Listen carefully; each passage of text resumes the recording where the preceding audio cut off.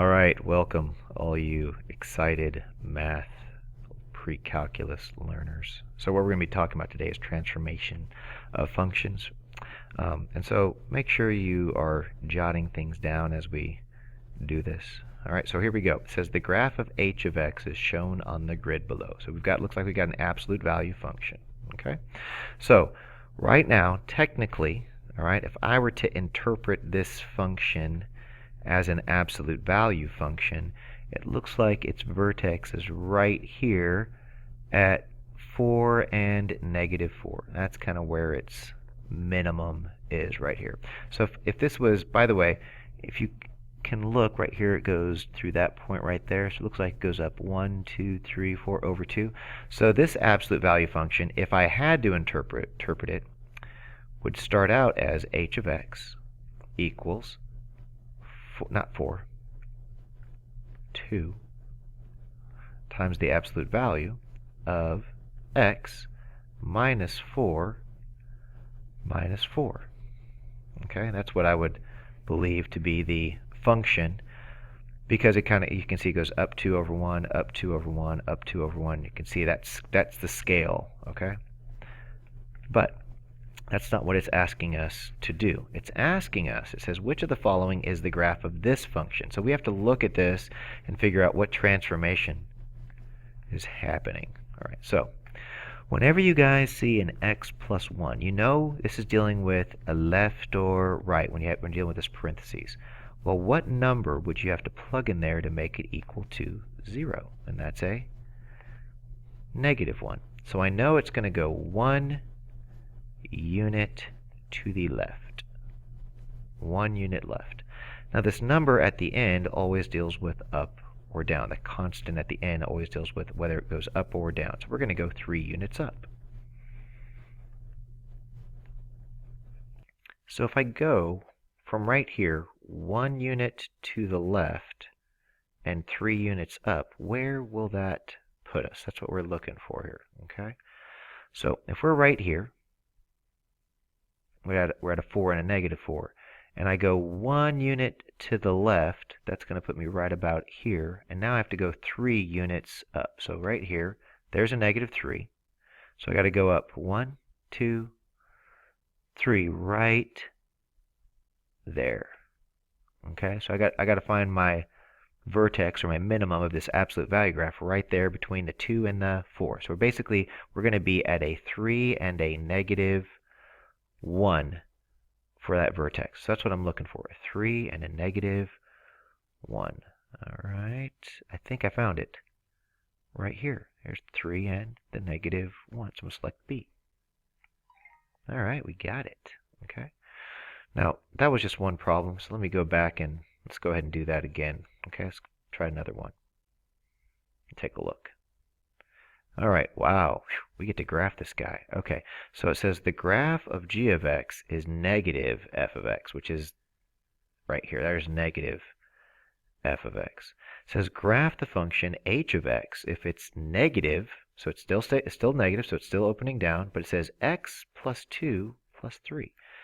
So we have to interpret what in the world do we need to do to this transformation. So this means something, and this means something. Okay? Inside of these absolute value bars, it's letting me know I actually need to go 2 units left. You're like, why? 2 units. It says x plus 2. Why is it 2 units left? Because what number would you plug in for x to get this back to 0, where it's not shifting at all? All right. So right here, -2, which means I got to go 2 units to the left. Well, this number at the end lets me know I'm going to go 3 units up. So whatever number is at the end, that's either you go up or down. All right, and that's all you got to do. So let's take a look at this real quick. So what am I going to do?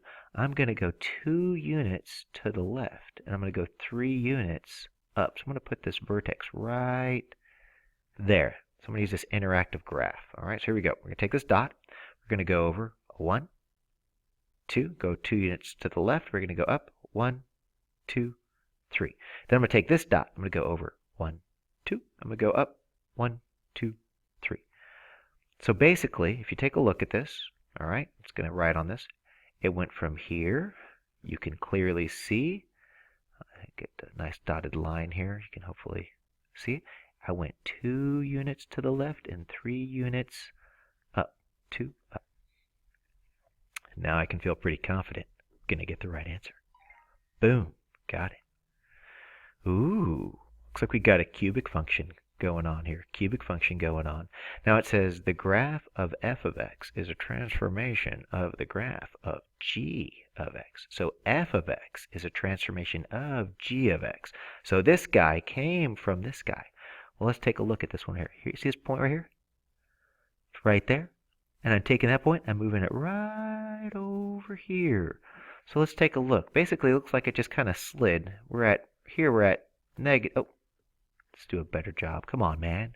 Come on. Here we're at -6. Here we're at +3. How far did it go between a -6 and a pot? What's that gap right there? That's a gap of 9 units. Gap of 9 units. Whew. We got to write a formula for f in terms of g. What? Okay, we got to write a formula for f in terms, and we moved. Let's write this down here, right?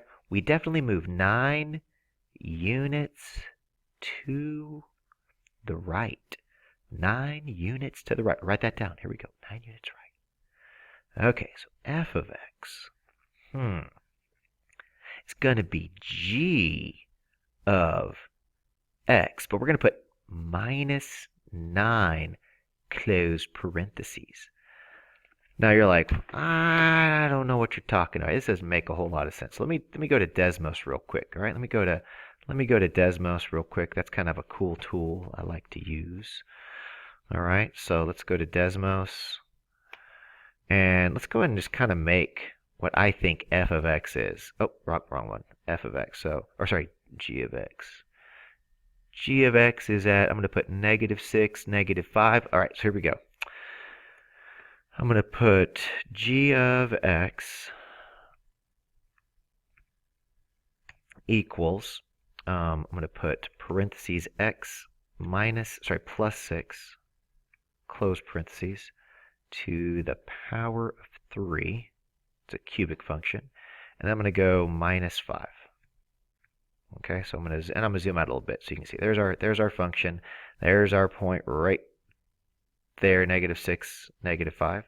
And then here, check this out. I'm going to go f of x equals g of x -9.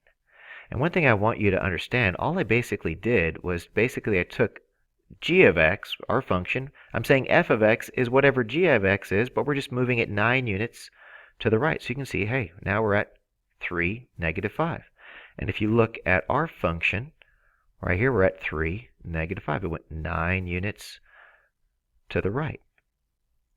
So look what happens if I just put -8, -7, -6, -5, -4, -3. See how it's kind of just going, you can kind of see its progression here.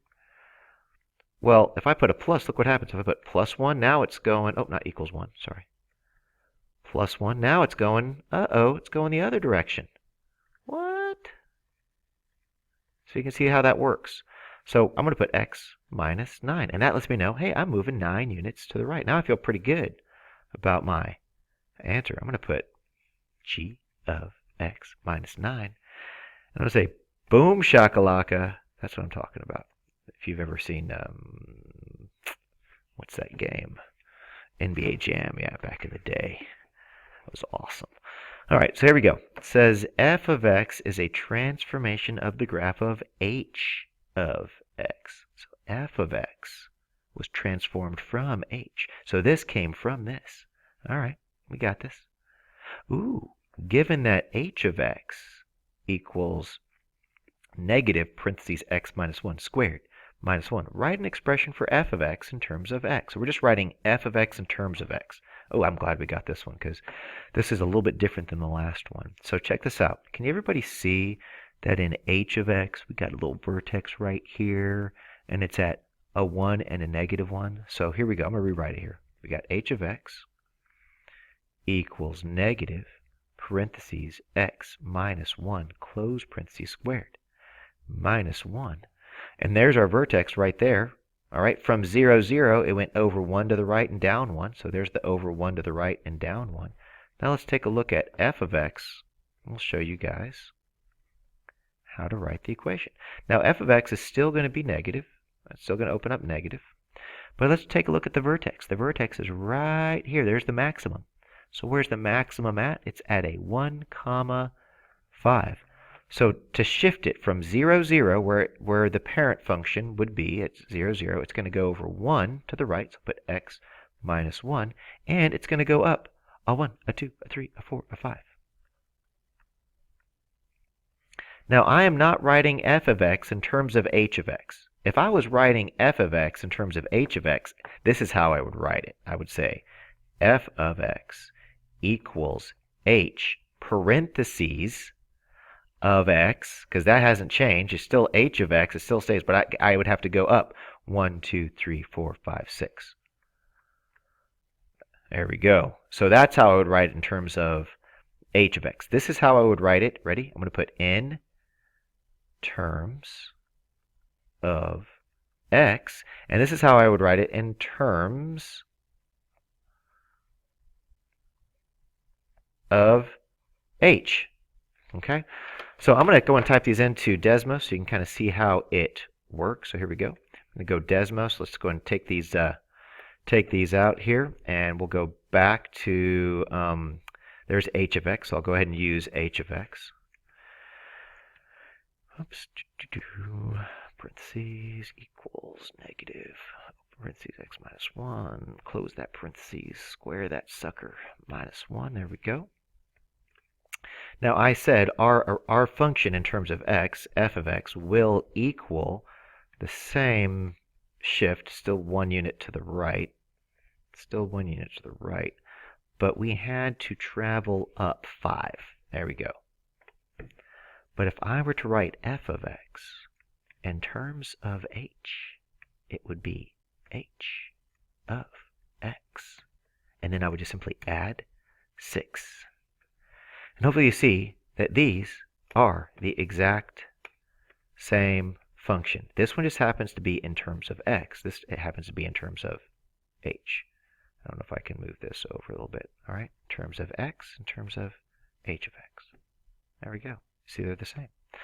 So what is the Khan Academy expecting me to do? It says f of x in terms of x. So I have to put f of x equals negative. Ooh, I almost messed up there big time. If I didn't put that negative, they would have totally counted me wrong. Close that parentheses. Let's go ahead and see if they allow me to put a little square here. A little square. There it is. Boom. Let's go ahead and put that to the power of 2. And we're going to put plus 5 because there it is right there. Let's go and check it. Boom. Got it. Let's do one more. One more. We'll call this shifting functions a day. All right. So we got the graph of the square root of x, and it says which of the following is the y equals the square root of x plus 1? Well, this is easy. Like, what number would you have to plug in there to make it equal to 0? I'll say it again. What number would you have to plug in right there to make it equal to 0? Negative 1. So I just got to shift it over 1 unit to the left. Now, right there is all I'm looking for. I'm looking for a graph that starts right there, just shifting it over 1 unit to the left. If you don't believe me, that's okay. You know what? That's all right. So we'll check this out. Ready? If I hit the square root of x, there's the square root of x. If I say, what is the square root of x plus 1? Now, x plus quotation mark, x plus 1. Hey, look, you can see it just moves over 1 unit to the left. To the left. To the left. No, that's not it. That's to the right. That's not it. Ooh, I'm liking B right now. I'm liking it. Yeah, it's totally B. Totally B. And voila, there you go. So hopefully this was helpful on learning how to shift some functions, how you want them to go. So hopefully this will help you in your assignment in the future.